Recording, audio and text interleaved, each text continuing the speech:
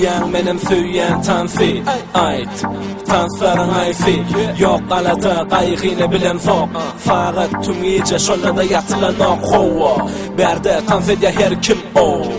ovadan jabala görküm hayran her kim pamak deyren kim fe elen alın her kim yine men sen ikimi tansa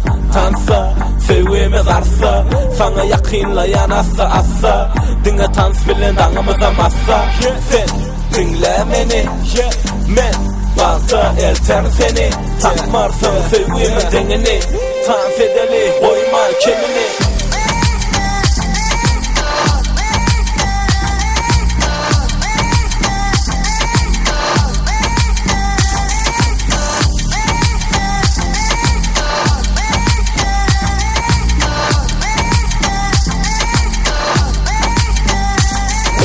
Koyman kimini, hayran edip her kimi sen demin filan alsam hemen demimi dersen bana elini, söyledim senin gözlerini dinlemenin sözlerimi, haladım sen tansını oh.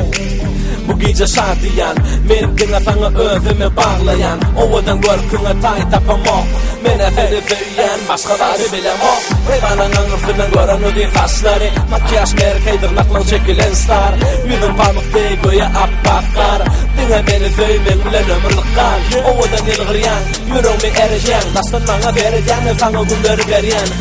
görmedim ben seni alperini dine sen alın elen her kimi